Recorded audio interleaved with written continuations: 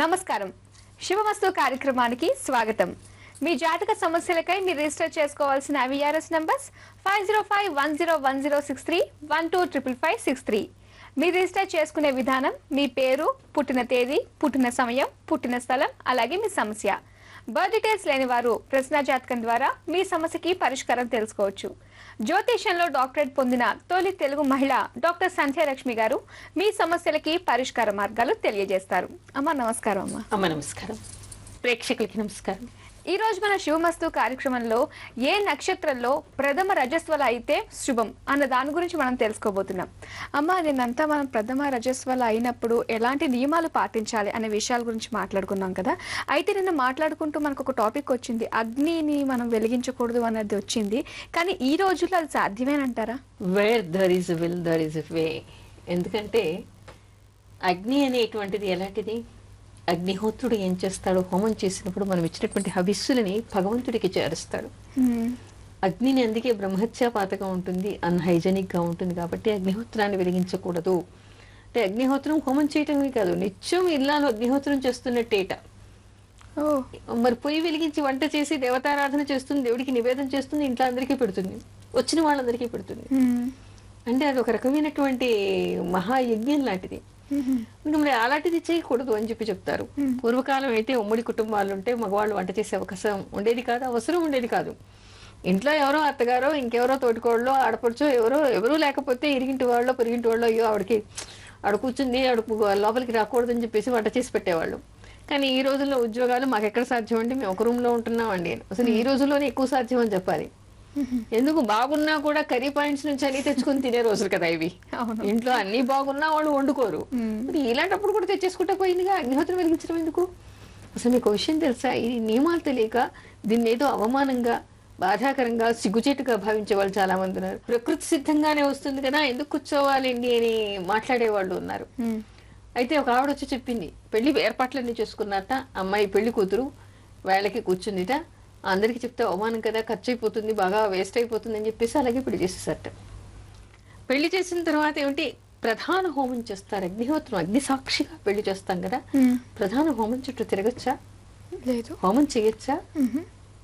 అంత అవమానం ఏముంది? ముందు జాగ్రత్తలు తీసుకోవాలి. వీళ్ళ కాదు వచ్చింది క్యాన్సిల్ చేసుకుని ముందే తెలుస్తుంది కదా, జాగ్రత్తలు తీసుకోండి. అలా కాకుండా ప్రధాన హోమం చేస్తారా? అది ఎంత దోషం. ఎంత నమ్మకం లేని వాళ్ళైనా సాంప్రదాయ సిద్ధంగానే పెళ్లి చేస్తున్నారు కదా. మరి అలా పెళ్లి చేసినప్పుడు మరి అది పనికొస్తుందా? అలా కూడదు అనుకుంటే హాయిగా రిజిస్టర్ మ్యారేజెస్ చేసేసండి కదా. అవును. అలా కాకుండా ప్రధాన హోమం చేసి ఆ తర్వాత అమ్మాయికి ఏమన్నా అవుతుందేమో, వాళ్ళ పిల్లలకి ఏమన్నా అవుతుందేమో, తలకాయ గోడకేసి కొట్టుకోవడం, ఏడవటం, వీళ్ళని అడగడం, వాళ్ళని అడగడం, ఏం పరిహారం చేయాలి తెలిసి కావలసుకుని చేసినటువంటి తప్పులు.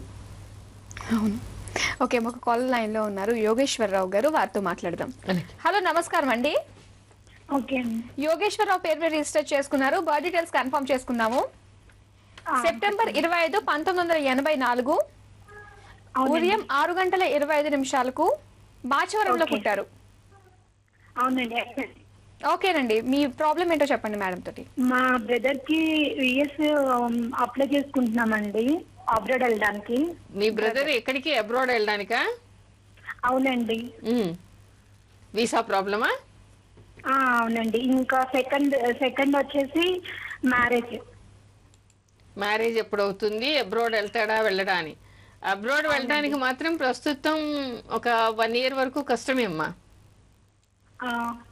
తర్వాత మ్యారేజ్ విషయంలో కూడా ఈ సంవత్సరం అయితే జరిగే అవకాశాలు కనిపించటం లేదు. 2015 జూన్ తర్వాత పెళ్లి అయ్యేటువంటి అవకాశం ఉంది.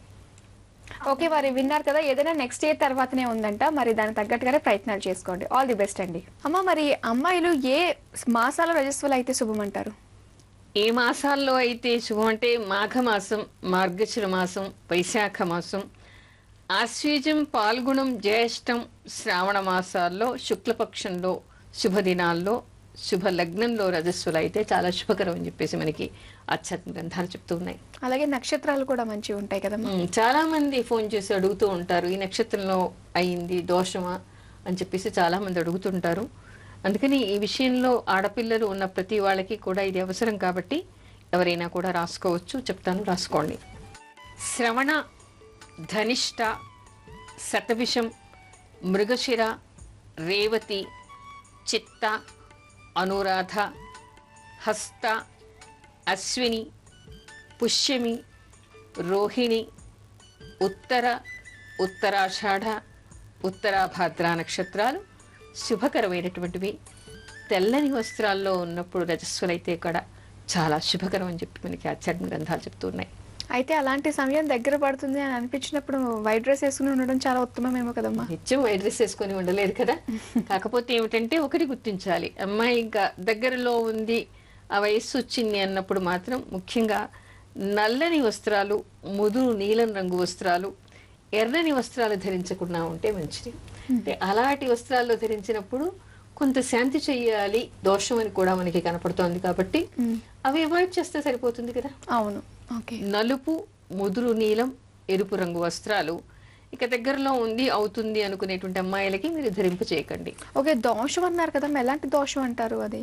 ఒకవేళ తెలియక ఆ డ్రెస్సెస్ లో కనుక అయితే దోషం ఎలాంటిది అనే దానికంటే కూడా ఇక్కడ మనకి నక్షత్రాలు ఏమిటంటే రకరకాల నక్షత్రాలు ఉంటాయి. ఈ నక్షత్రం ఒక్కొక్క నక్షత్రం ఒక్కొక్క రకమైనటువంటి గుణాలు కలిగి ఉంటుంది. కానీ ఈ నక్షత్రంలో అయితే ఇలా అలాంటివి తెలుసుకోవడం కంటే కూడా దానికి తెలిసినటువంటి దానికి ఉన్నటువంటి శాంతి చేసుకోవడం చాలా మంచిది.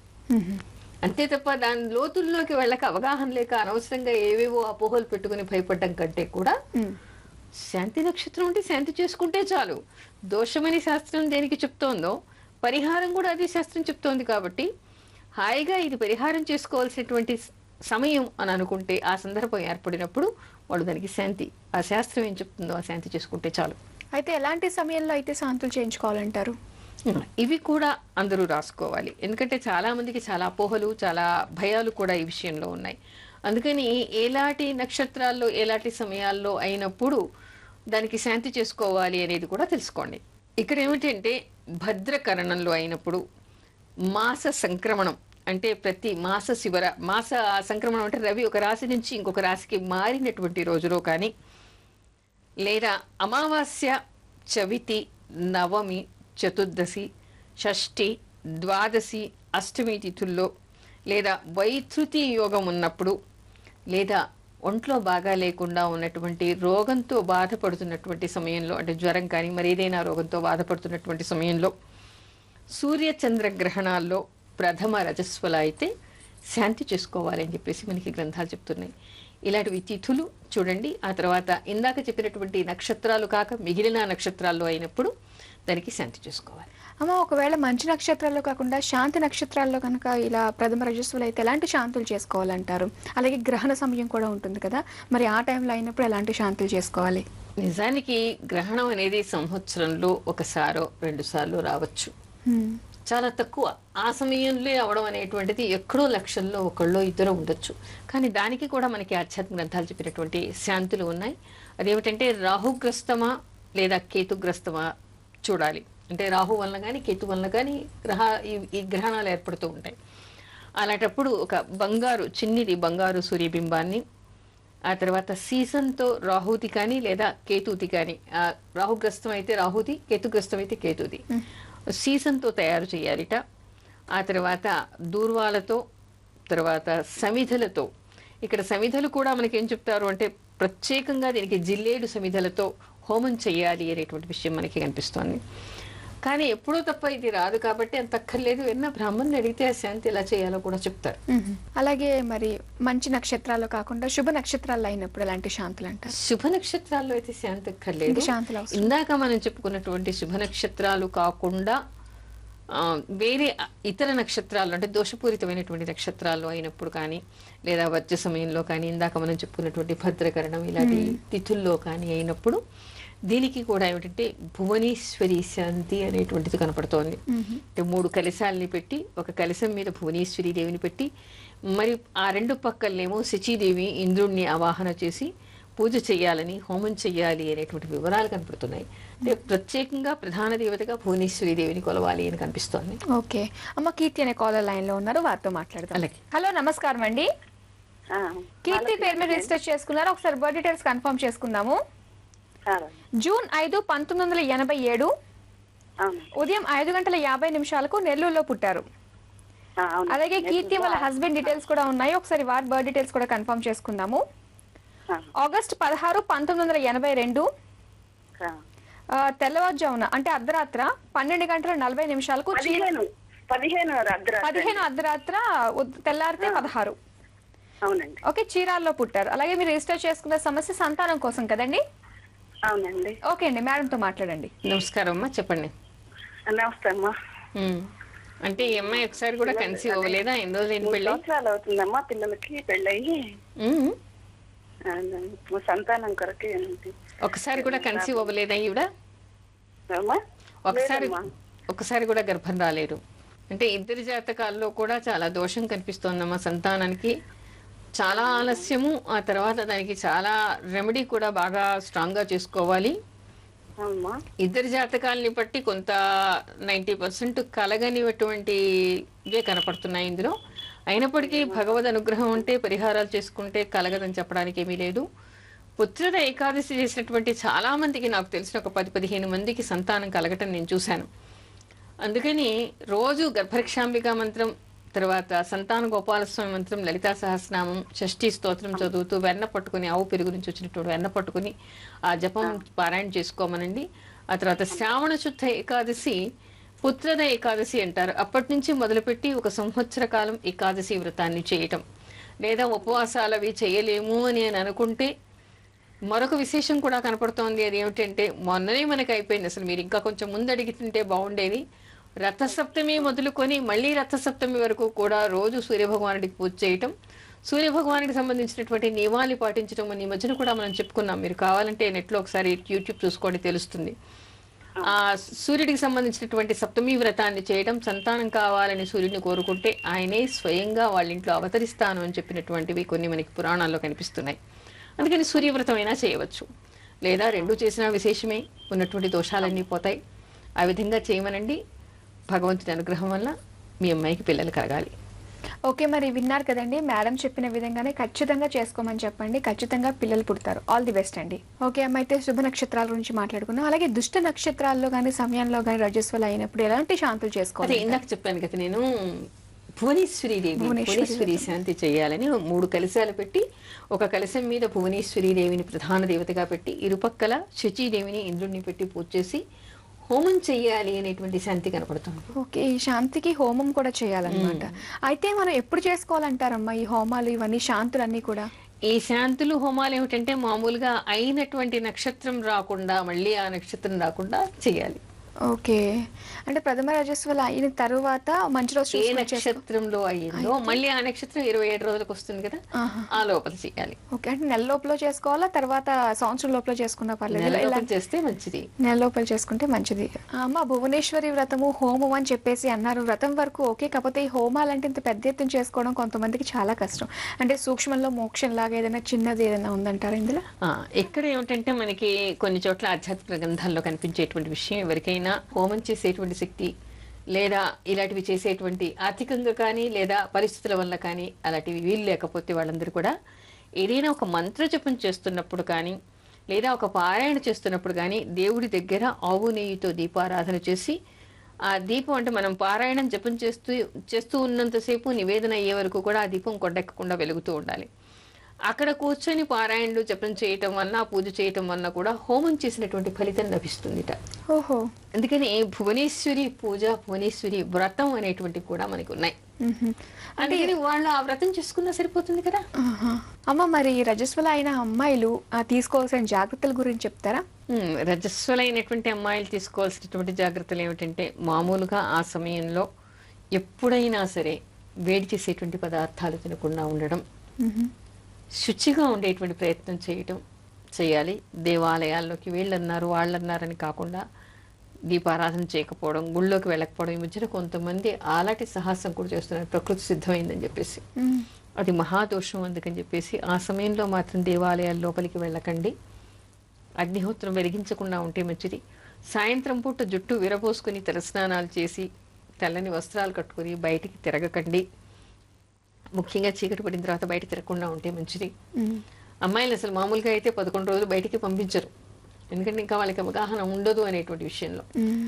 ఆ తర్వాత ఆహార పదార్థాల్లో కూడా కొన్ని నియమాలను వాళ్ళు పాటించడం చాలా మంచిది. అంటే ఒక ప్రథమ రజస్సులప్పుడే కాకుండా ప్రతిసారి ఆ తర్వాత కూడా ప్రతి నెల కూడా వాళ్ళు దాని గురించినటువంటి నియమాలు పాటించడం చాలా మంచిది. అయితే ఇక్కడ ఒక విషయం తెలుసుకోవాలమ్మా, చాలా మందికి ఏమిటంటే హార్మోనల్ ఇంబ్యాలెన్స్ ఉండటం, సరిగా పనిచేయకపోవడం, ఓవ్యులేషన్ సరిగ్గా లేకపోవడం వలన కొంతమందికి 6 నెలలకి, కొంతమందికి ఏడాది దాకా రాకుండా ఉంటుంది, కొంతమందికి ఓవర్గా అవుతూ ఉంటుంది. ఓ అందుకని వాళ్ళు వేరే రకమైనటువంటి జాగ్రత్తలు, వీళ్ళు వేరే రకమైనటువంటి జాగ్రత్తలు తీసుకోవాలి.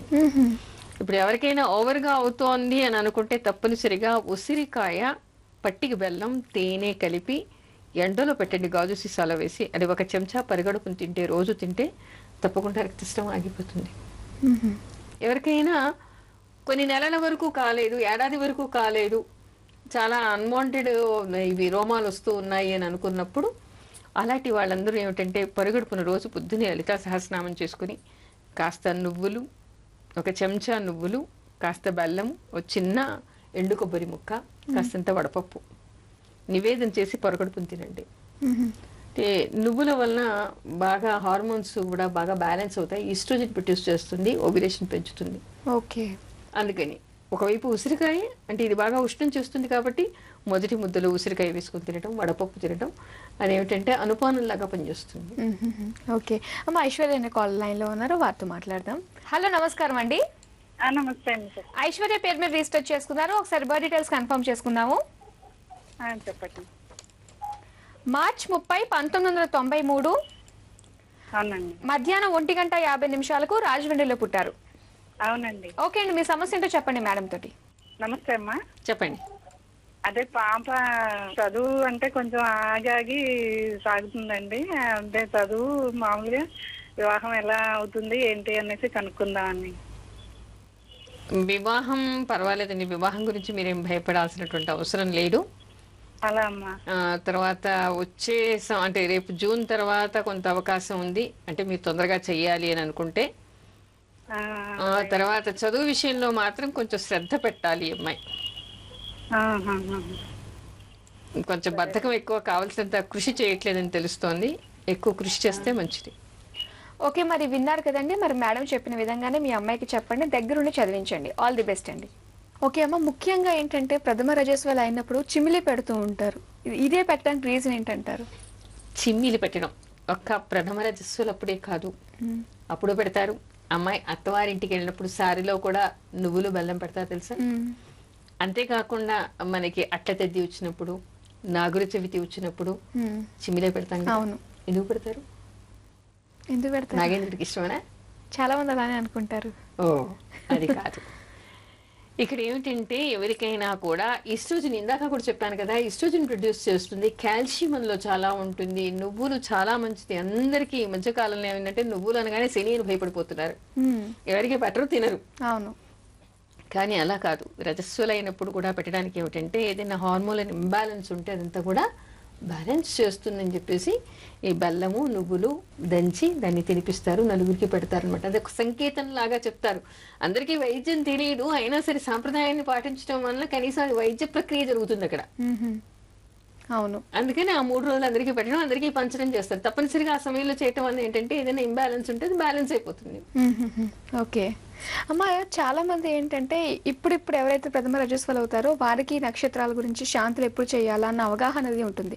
కానీ ఎప్పుడో అయిపోయిన వాళ్ళు ఉంటారు, మరి వాళ్ళకి ఏమైనా శాంతులు లాంటివి చేసుకోవాలంటే ఇన్ని సంవత్సరాల తర్వాత వాళ్ళు శాంతులు చేసుకోవచ్చు అంటారా, లేకపోతే ఏదైతే దోషం తగిలిందో వాళ్ళకి అక్కడతోటే ఇంకా అది వదిలిపోతుంది అంటారా? మామూలుగా ఏమిటంటే కొన్ని నక్షత్రాల వలన గర్భదోషం అని, కొన్ని నక్షత్రాల వలన సౌభాగ్యం అని, ఇలా రకరకాలుగా నక్షత్రాలని బట్టి ఉంటుంది. ఇప్పుడు ప్రతి మనిషికి కూడా జీవితంలో ఏదో ఒక కాలంలో ఏదో కొంత దోషం తగులుతూనే ఉంటుంది కదా. ఇక నిత్యం ఏం చెప్తుంటారంటే మీరు ఏ శాంతి చేసినా చేయకున్నా నిత్యం ఇంట్లో దీపారాధన చేయండి, లలిత సహస్రనామం చదువుకోండి, విష్ణు సహస్రనామం చదువుకోండి. సూపర్ రెమెడీస్ అంటారు వాటిని. రోజు సూర్యుడికి నమస్కారం చేసుకోవడం, ఇంట్లో దీపారాధన చేయడం, శుచిగా వండుకోవడం, వండింది నివేదన చేయడం, దానివల్ల ఎన్ని అరిష్టాలు ఎన్ని దోషాలు పోతాయి. చాలు. ఇంకా మీకు తెలియకుండా తెలిసి ఏమైనా దోషాలు జరిగినా, మీకు తెలియని నక్షత్రంలో అయినా, జాతకాలు లేకపోయినా, ఇది శాంతి చేసుకోగలిగినా చేసుకోలేకపోయినా, చేయలేనటువంటి పరిస్థితులు అందరికీ వీలు కాదు కదా. దానికోసం బెంబేలు పడిపోయి దీనివల్లే ఇది జరిగిందేమో, దానివల్లే అది జరిగిందేమో, ఎవ్వరూ భయపడక్కర్లేదు. శాస్త్రం ఏడిపించేలాగా ఎప్పుడూ ఉండదు. మిమ్మల్ని రక్షించడం కోసం ఏదైనా దోషం ఉంటే ఈ శాంతి అంటుంది. లేకపోతే హాయిగా నిత్యం విష్ణు సహస్రనామం, లలితా సహస్రనామం చేసుకోవడం మీకు చేత కాలేదనుకోండి, ఈ రోజుల్లో మనకి అసలు ఏం కొదవా, ఏ ఛానల్ పొద్దున పెట్టుకున్నా వినొచ్చు, ఏ సెల్లో ఫీడ్ చేసుకున్నా ఎక్కడికైనా వెళ్తూ ప్రయాణంలో కూడా వినొచ్చు. ఎన్ని సాధనాలు మనకి ఉన్నాయి. మనసుంటే మార్గం చాలా ఉంది, కానీ ఎవ్వరూ దీని గురించి భయపడాల్సినటువంటి అవసరం లేదు. అన్నిటికంటే ముఖ్యంగా కావాల్సింది క్రమశిక్షణ కలిగినటువంటి జీవితం, భగవంతుడి మీద నమ్మకం, పాజిటివ్ థింకింగ్, భగవన్నామం ఎప్పుడూ చేస్తూ ఉండడం. అలా చేయటం వలన సకల దోషాలు పరిహారం అవుతాయి. అమ్మ తాకకూడదు అని చెప్పినప్పుడు ఏదైనా తాకాల్సి వచ్చింది అనుకోండి, అలాంటి సమయంలో మనకి ఏదైనా దోషం ఏమన్నా అంటుతుందంటారా? దోషం ఏమన్నా అంటున్నప్పుడు దానికి పరిహారం ఏ విధంగా చేసుకోవాలంటారు? అవును, మీరు అడిగిన దానికి ఇందాక నేను మొదట్లోనే చెప్పాను కదా, ఒక ఆవిడ వచ్చింది, అమ్మాయికి పెళ్లి కూడా చేసేసింది అని. ఇలా తెలియకుండా ఏదైనా దోషాలు తగిలినప్పుడు, మనం చేయనటువంటి పొరపాట్లు ఏమైనా చేసినప్పుడు ఏమిటంటే దీనికి పరిహారం ఋతుక్రమం ఆగిపోయిన తర్వాత, మనకి అనుకోకుండా దేవాలయాలకు వెళ్ళినప్పుడు, అనుకోకుండా తీర్థయాత్రలకు వెళ్ళినప్పుడు, అనుకోకుండా పూజా సమయంలో ఎవరికైనా రక్తస్రావం కనపడితే బయటకు వచ్చేసిన అయ్యో దోషమేమో, దేవుని ముట్టుకుని ఉన్నాను, గుళ్ళో ఉన్నాను అని బాధపడుతూ ఉంటారు. కానీ అలాంటిది మీకు తెలియకుండా జరిగిందనుకోండి, ఆ సమయంలో వెళ్ళే ప్రయత్నం చేయకండి. ఉంది రేపు ఎల్లుండి వచ్చే అవకాశం ఉంది అనుకున్నప్పుడు దేవాలయాలకు వెళ్ళకండి. ఒకవేళ అనుకోకుండా కూడా ఒకసారి 10 రోజుల ముందు 15 రోజుల ముందు కూడా జరుగుతూ ఉంటుంది కదా, అలాంటప్పుడుట ఎవరికైనా వాళ్ళకి తెలియకుండా అలాంటివి జరిగినప్పుడు, అలాంటి పవిత్ర స్థలాల్లో వచ్చినా వెంటనే బయటకు వచ్చేస్తే చాలుట, శ్యామలాదేవి అని చెప్పేసి వాళ్ళని రక్షిస్తుంది. శ్యామలాదేవిని తలుచుకుంటే చాలు, శ్యామలా దండకం చదువుకున్నా చాలు, ఆ దోషం పరిహారం అవుతుంది. ఇకపోతే తెలిసి తెలియకుండా ఏదైనా ఇలాంటివి జరగడం వలన దానికి ఏమిటంటే ఋతుక్రమం ఆగిపోయిన తర్వాత ఎవరైనా సరే ఇక్కడ రామేశ్వరం వెళ్ళి సేతు దగ్గర దీనికి ప్రత్యేకంగా పూజ నిర్వహణ చేస్తారు. అక్కడ చేయించుకోవడం వల్ల ఆ దోషం పోతుంది. ఇంకొకటి, ఏకాదశి గురువారం వచ్చినప్పుడు వ్రతం చేయటం వల్ల కూడా ఈ దోషం పరిహారం అవుతుందని చెప్తారు. ఓకే, చాలా చక్కటి విషయాలు తెలియజేశారమ్మా. మనం మిగతా విషయాలని వచ్చే వారం మాట్లాడుకుందాం. ఇది ఇవాల్టి శుభమస్తు కార్యక్రమం. వచ్చే వారం శుభమస్తు కార్యక్రమంలో శివరాత్రి విశేషాల గురించి చెప్పుకుందాం. అంతవరకు సెలవు. నమస్కారం. నమస్కారం.